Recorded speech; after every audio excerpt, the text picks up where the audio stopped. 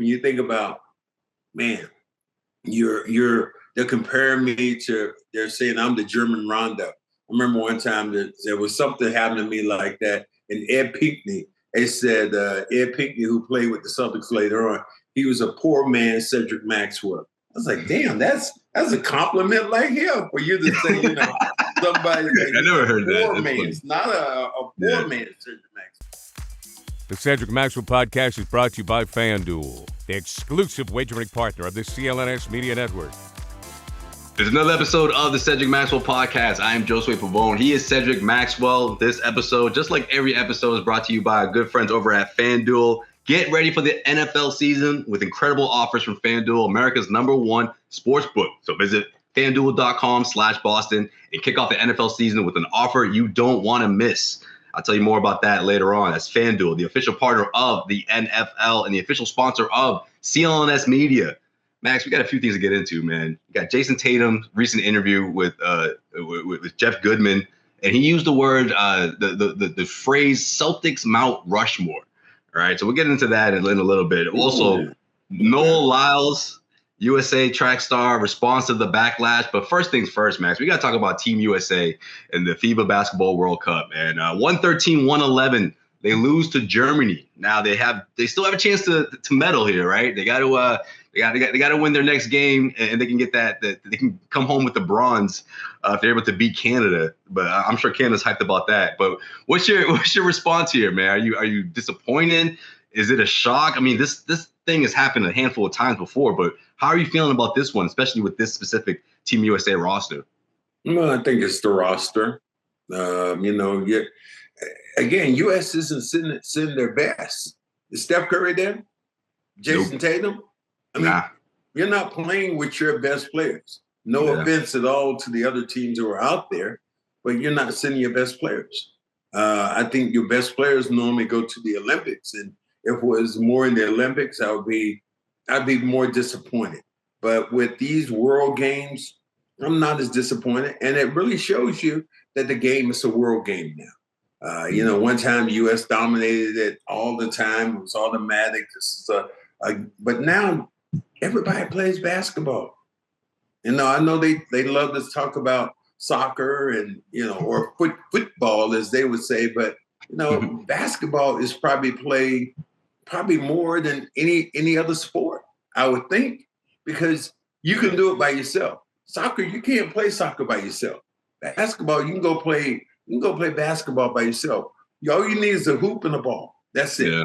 And a lot of times people like you and your brother back in the day, y'all made your own hoop and had your own basket, which was in the house, which was a Nerf ball where Joel was trying to dunk on you or you trying to dunk on him. And Max, sometimes it was like that. Sometimes it was a rolled up, a pair of socks. That was the ball. We're gonna use this laundry basket as our hoop. It was something like that. And that shows you really how the game can be played. So I guess I'm saying all this it's a global game, and there are teams now who have gotten better.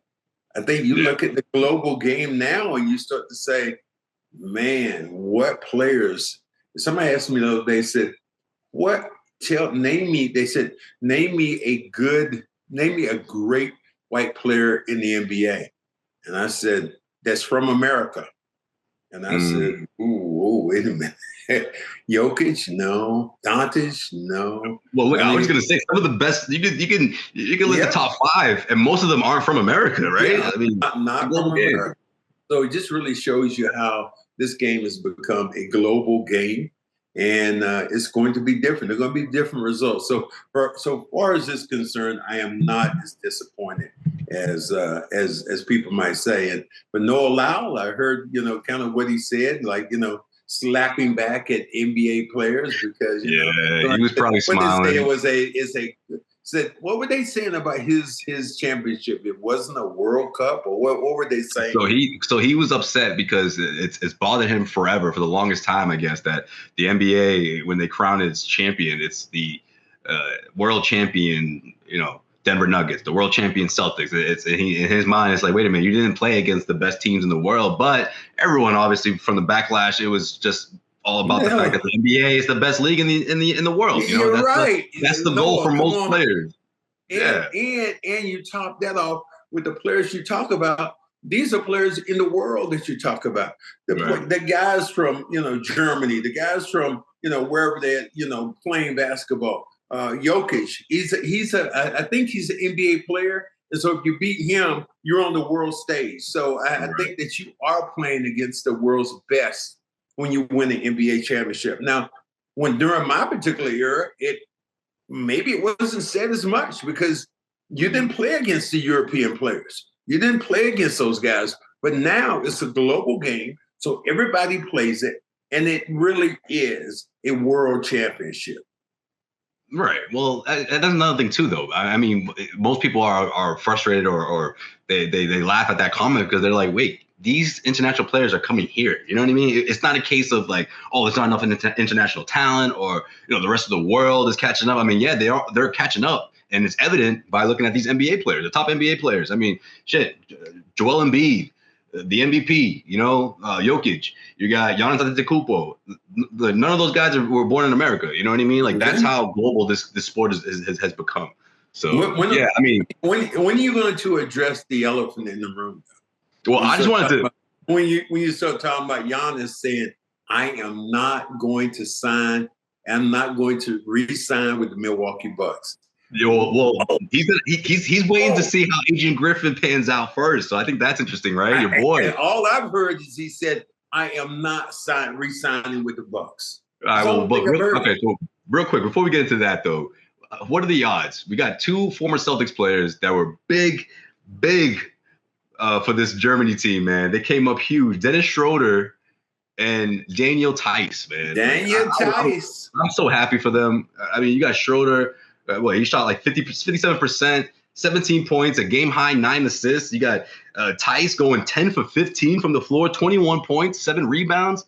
I mean, these guys came to play, man. Obviously, this thing came down to the wire. Daniel Theis is a good player. And I think that, as long as you don't have Bam Adebayo in front of him, he couldn't, that matchup was just not a good one for him. But Theis had been playing really well up until then, and you were able to move Theis and find yourself getting other players because of Daniel Theis, how effective he was. Dennis Schroeder leaves and goes to LA, goes back to LA, and plays well enough. He was considered at that time the German Rondo. And he plays, I think offensively, he's probably a better version of Rondo, shooting the basketball from the outside. Rondo, better playmaker. But I can see the similarities of who those guys were and what a tribute it is when you think about, man, they're comparing me to, they're saying I'm the German Rondo. I remember one time that there was something happened to me like that. And Ed Pinckney, they said Ed Pinckney, who played with the Celtics later on, he was a poor man, Cedric Maxwell. I was like, damn, that's a compliment like him for you to say, somebody. I never heard that. Poor man, it's not a poor man, Cedric Maxwell. So that was really cool. That's fine. I didn't know that. You must have put a smile on your face when you heard that.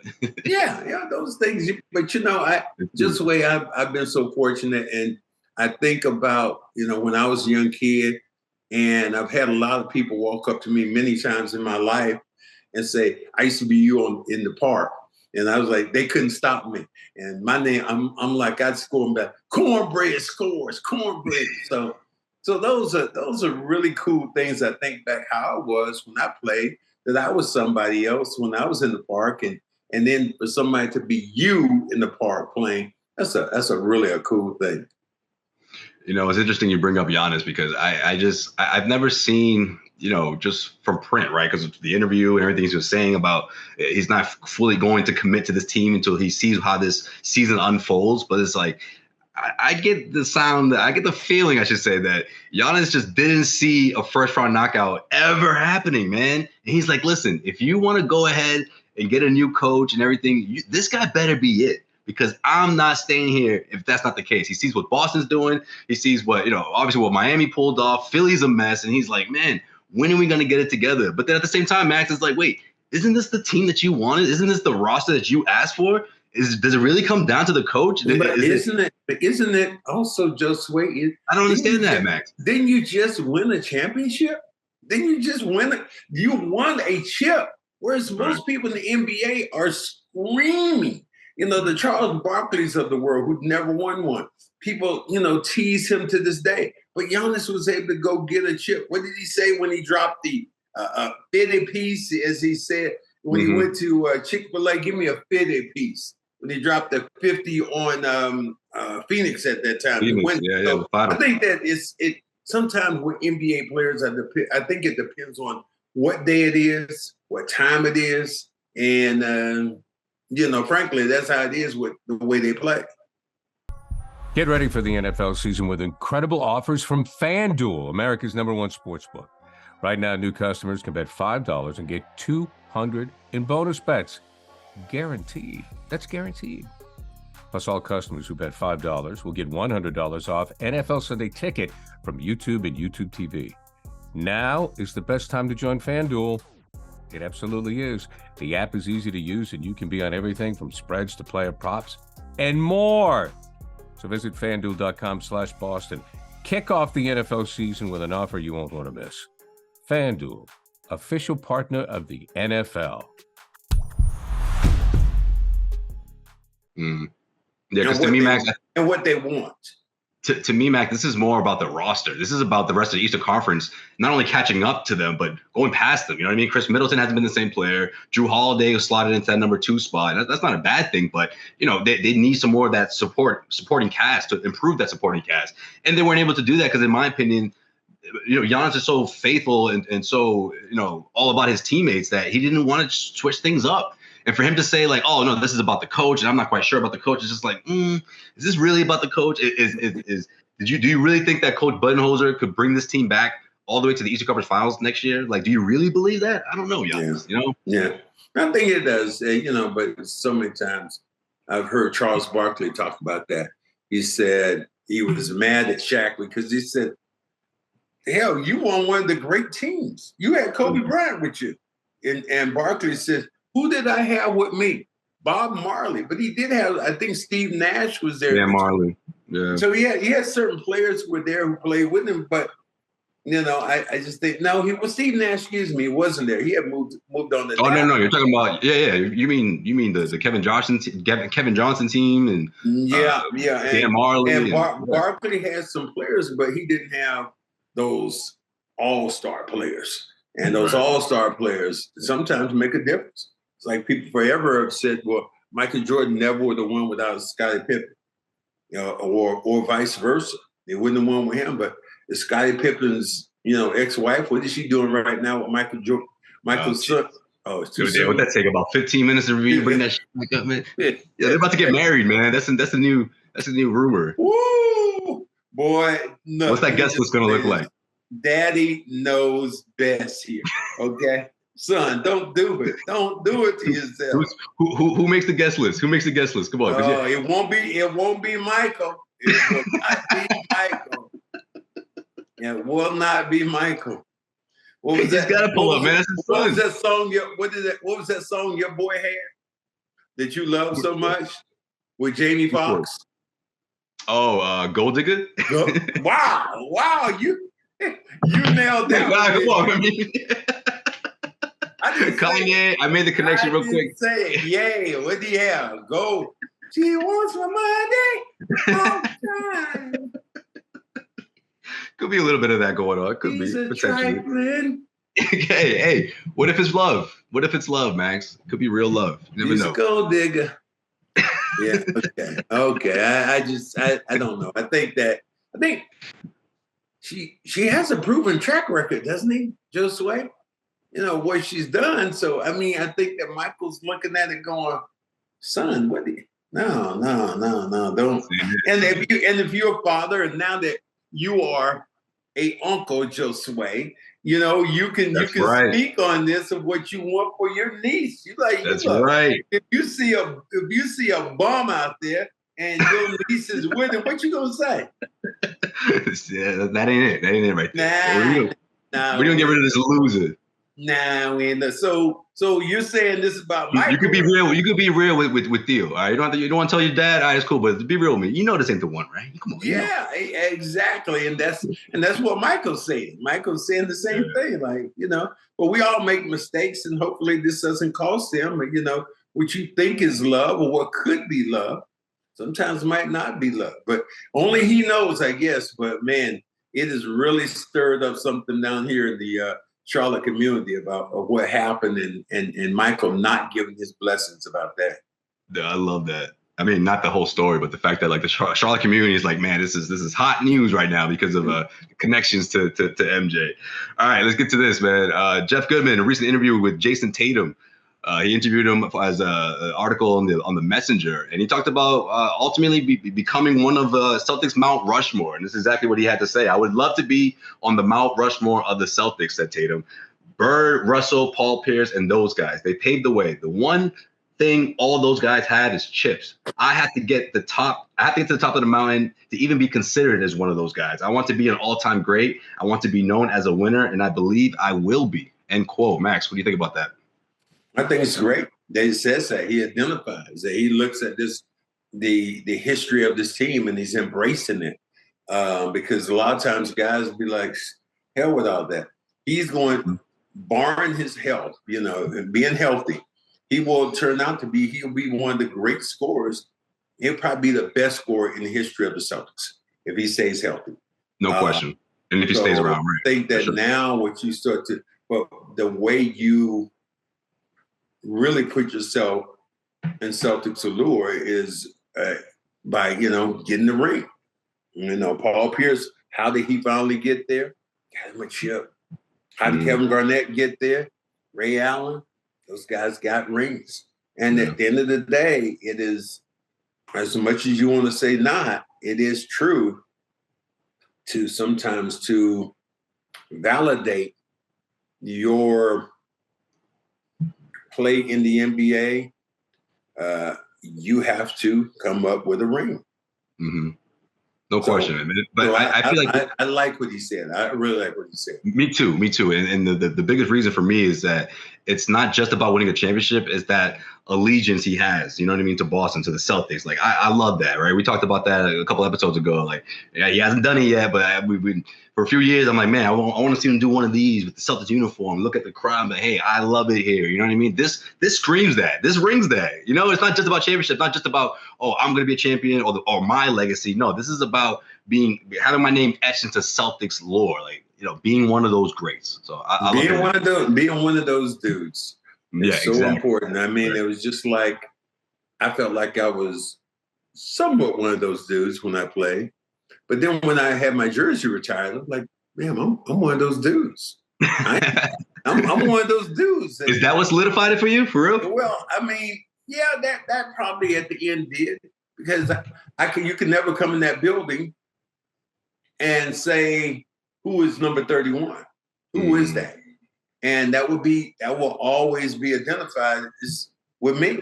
Not Mikey Moore, not dead Fred Roberts. No. I love how you know every player who's won that. No, not those.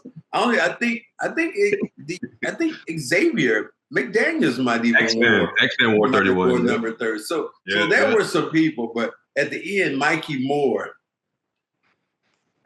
Okay. That shit must have pissed you off something awful. Yeah, that was at that point where.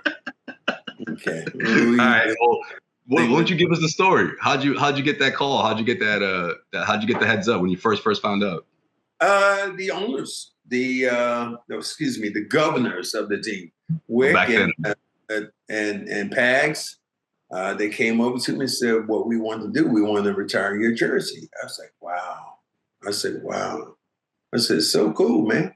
I said, "That is so cool."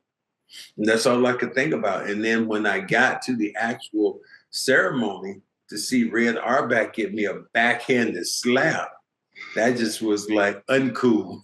As he told me, he said, you were he looked at me, you were a pretty good player, but you weren't Paul Silas. Paul Silas couldn't carry my fucking jock, man. I love Paul Silas was my guy.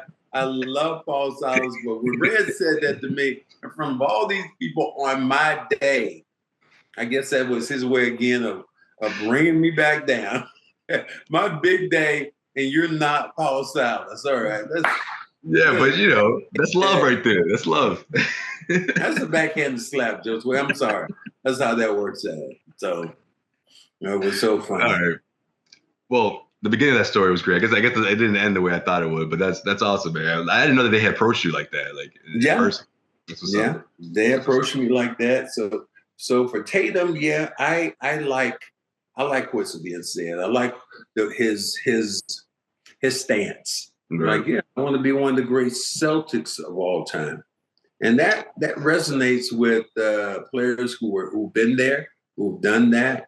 And I want to see him succeed, just like I wanted Paul Pierce. I was there when he finally got his chip. And, man, Paul Pierce just came out, just tears running down his face. And I thought that, I thought you'd be there to wipe him away, Josue.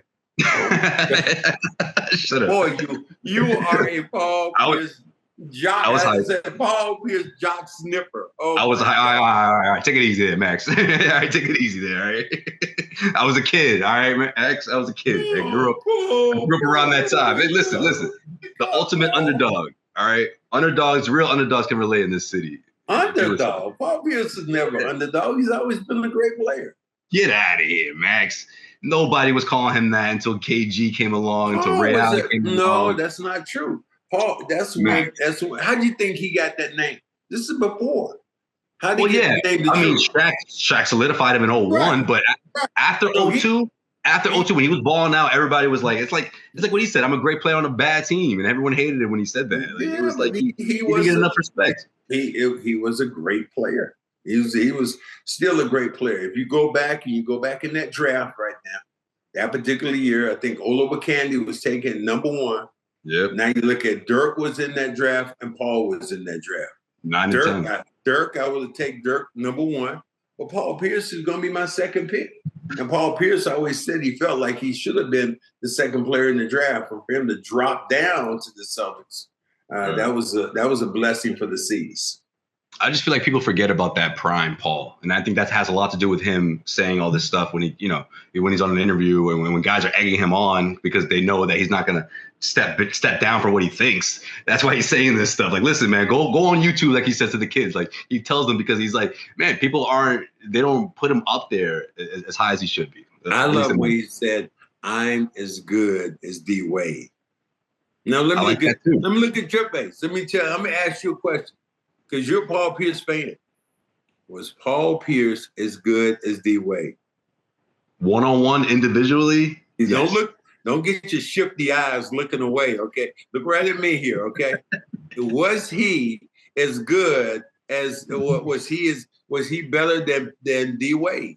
Was he better? No, he didn't ask that. He said, was he as good? Yes, he was as good as D Wade. D Wade had a better career. He said, I had a better career than D Wade. Paul Pierce actually said that. I don't agree with that. But I do think he's talent-wise, I think he's as good. That was no question. Paul Pierce. Okay. Paul Pierce was. Hey, you better look at that camera and talk to this new generation because they think there's a gap. They think there's a gap. Paul Pierce was a bitch, and he could play the game not only offensively but defensively. So a couple of times where Kobe had the jump shot going to fall away, Paul Pierce was able to block that jump shot. So Paul just had a lot. He had a lot of clubs, a lot of clubs in his bag, and he was able to utilize them, but it didn't really come true until he played with KG and that team to really put him in the upper echelon of the NBA. Before that, I'll agree with you. He was a great player on a bad team, and that doesn't equate to getting any respect in this league. He also went toe-to-toe with two of the best players in 08 to get that title. Against LeBron, against Kobe.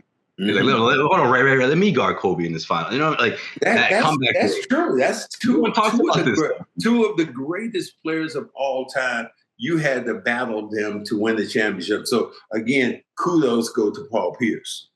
Absolutely. All right, we'll get you out on this one, Max. Noah Lyles in a recent interview with GQ. I guess he's had a week or 10 days or so to digest everything and all the backlash for what he said about the NBA crowning champions as the world champs. He says, and I quote on GQ, "To be honest, I truly think the NBA is the best, but there's a level of not understanding the two sides of sports.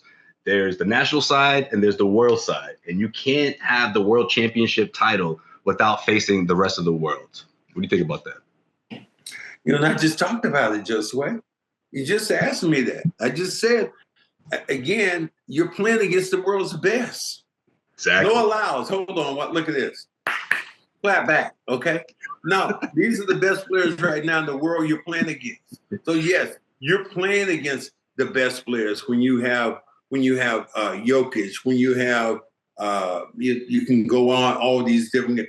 These are the best players in the world. Doncic, right. Best player in the world. You can just name the guys that you play right. against, and if you win a championship that way, it's gonna be Joel Embiid. Is he not one of the best in the world? Giannis, is he not one of the best in the world? And they happen to play in your league. So, and why does the title bother him so much? Like, it's just a title, man. Like, it's not I think people are always slapping back at that profession because they don't have as many opportunities to advance their cause money wise. Mm-hmm. I think that that you can look at a couple of runners right now and you're going, man, Usain Bolt took it to another level. Yeah. Can Noah Lyles take it to another level with his ability to run? Usain Bolt was a showman. He was a showman. That was crazy. That was a crazy time. Yeah, and so I don't think can he even be in that vein? I think it's going to. And what it takes though is the Olympics too. Noah Lyles is he? I don't think that he's not an Olympic champion, is he? If he is, if he's not, then you think of Usain Bolt. He won three different Olympics. He was able to win his events. Three events, and they happen every 4 years. Every 4 years, that one race. That's what I'm saying. I can remember Usain Bolt. Places he ran. I remember him running in Japan. I remember in London, and I remember down in Brazil. So those were three different places that he was able, when it was a world's game like that, he was able to elevate his game. And I think that's what people are talking about. Right. Well, I just want to get it out there because I'm sure someone's gonna say something in the comment section. He got the bronze in Tokyo, the 200 meter. But what's the bronze gonna do for you? What you do with the bronze medal? I'm just saying. But yeah, we got one medal. What you do with the bronze medal? I'm talking about. In 2023, Max, people are gonna say something in the comments. I know you're right, and I'm sorry. I don't mean to. But you just said the gold, right? But he is the most dominant runner that we've ever seen. The most dominant, the most talented, and for him where he's at, that's a whole nother level. And to win in the Olympics the way he did in these Olympic events, that was crazy. Right. No question. I mean, sometimes I wonder if with this tournament and the NBA was exploring different options, if that was one of the things on the table, like trying to have other club teams go up against the Celtics or whoever else. But I'm sure the logistics and everything just wouldn't work. First of all, just wait. Explain this to me. What is this inter league mid-season tournament? What is that? They're trying to spice things up, Max. They're trying to throw some incentive to win some extra money and just mix up. Wait a minute. Do you realize that these guys might win like $1 million a piece or something like that? You know what it's going to do what $1 million would do for Jayson Tatum's account? Now, for my account, oh hell! But for Jayson Tatum's account or Jaylen Brown, hold on a minute. He just signed for $300 million. I'm finna play in a game that I can make $1 million. Really? Yeah, but what about paying Pritchard? That's a lot of money for him. Certain players, I get it, but I'm talking about your star players, the guys who generate attention for this particular event. The Jayson Tatums of the world, $1 million is not going to change the way. It might change Pritchard. It will change most common people. We change me. But for $1 million for a Jaylen Brown, who just signed for $307 million, they're going to change. That's not change his life. So I'm still trying to figure out this mid-season game and what it does and the players. But, the NBA has always been great at marketing its product. So I'm sure that they've researched it and they kind of know what they want to do or what they need to do. I just wonder, if teams are going to bench guys, you know what I mean? Like, how serious are some head coaches going to take this? What if they're like, you know what? I don't really want to play this guy. Are they going to always play their best players? Like, what's the incentive? I thought it would have been interesting if they did something else. The games are going to count, though. The games are they're going to count. Right, I get that. The games are going to count in the standings, so that is better than the All-Star game. Right, but All-Star game doesn't count in the standings. But the title game, you know what I mean? Like, leading up to it, they're going to be playing in Vegas, the traveling, the schedule, you know what I mean? Like, I just feel like if it was something like a first-round pick or something like that. Hold on a minute, Joe Sway. Let me start crying. Whoa, I'm not saying players. Oh my God. I don't feel bad for them. They got to travel. Oh my God, they got to go to Vegas. They got to play if they want to win. Oh, hold on a minute. Please. This, you know what this is right here? The world's smallest record player playing My Heart Bleeds for You. Okay, come on. I mean, I am not a hater on the NBA players, but look, hold on, Max. I've been able to touch some of their lifestyle by the hotels they stay in, by the way they travel. If you tell you what, let's transport some of these guys back during the 70s or the early 80s and let them have to stay at the Holiday Inn where they got shuffleboard, or you flying on a commercial plane and where you got somebody's grandmother waking you up. Excuse me, can you sign this autograph? My son, my baby. Do you guys have the trophy? Please, I mean, come on. Just wait. Think of this. Think of it this way. Can you imagine winning a world championship now and the fans storm the court? Storm the court. Oh, man. 1981, storm the court. Imagine the content on social media. Storm the court. People running onto the court. That never would happen now. So there are things which have changed, some of them for the better and some of them for the worse. I mean, I wish there was a little bit more, dare I say it, a little bit more violence. I happen to like fisticuffs and you mean like chirping, that kind of stuff. Okay, because what it does to me, it spices the product up that much more. That you don't know the unknown. Now these guys are afraid to. The last one that got punched like that was Kobe Bryant. Chris Childs gave him a 2-piece. Boom, someone else got it worse. Rondo versus Chris Paul, man. Rondo gave him the 2-piece and the biscuit. That was a few years back. That wasn't bad. But no, that Chris Childs one. Rondo spit in his face. The Chris Childs was like boom, boom, boom. It was like 1-2. Kobe was like, took that like, okay, all right. But then he looked back at Chris like, did that just happen? Like, damn, bro, you about that life? Like, he was shocked, man. Everyone go Google that. I mean, go YouTube that. It's up there, man. That was like, and Chris Childs looking at him like, yeah, bro, it's like that. Like, I'm like that. Yeah. You said you're about that life. Kobe's look was like, damn. Chris Childs was like, yeah, man. I'm a real one. I'm about that life, man. I'm about that life. What's up? Should we give Rick Fox grabbing Kobe like, yo, forget it. Do we give a shout out to Coach Prime right now for what's going on in Colorado? All right, man, go ahead. Do your thing, man. They beat Nebraska, right?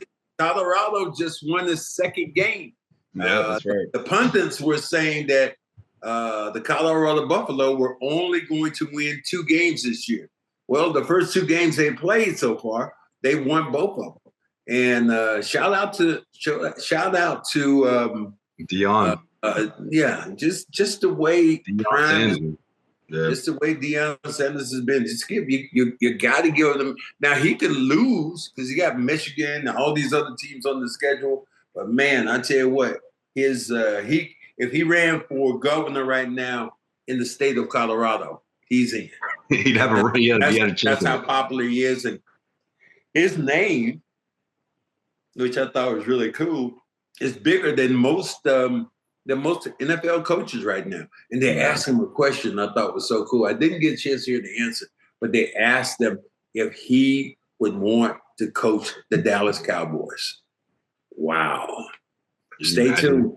Stay tuned. This could just be the beginning, man. It really wouldn't surprise me at this point. It's unbelievable. It's unbelievable.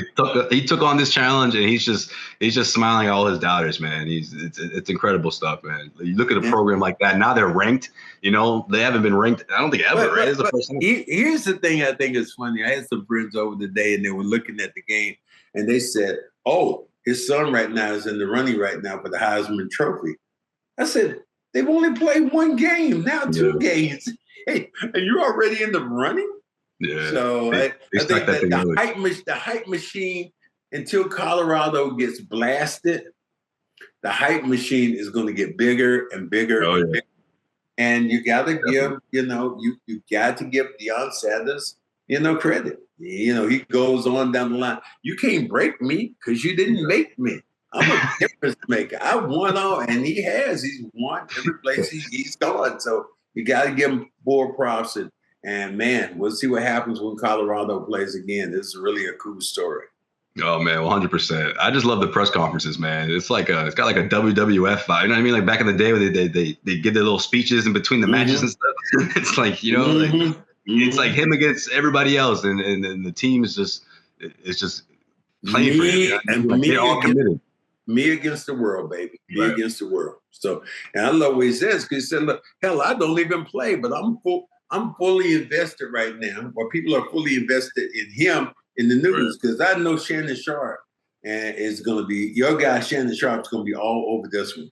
That's my dude. With Prime winning, he's going to be all over this one with the Colorado Buffaloes, because there was one guy who said, Colorado is horrible. They can't do this. They can't do that.